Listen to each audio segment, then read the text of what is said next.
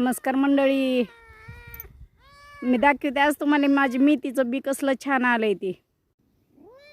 ही आपली मेथी खायला टाकली होती त्याचं बी आहे.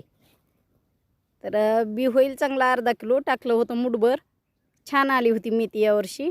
आणि ही लावायला घेतलंय गवारीचं, भेंडीचं आणि घेवडा घेतलाय, पालक, उन्हाळ्याचं भाजी खायला.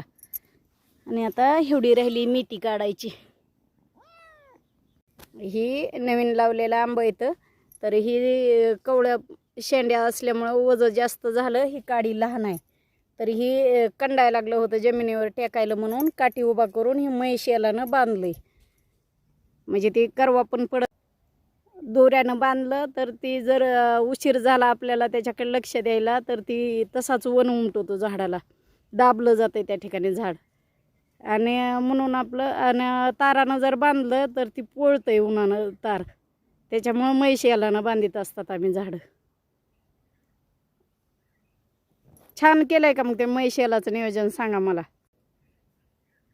कंडालेल्या झाडाला टेकन दिलंय आणि म्हैस यालानं बांधलंय.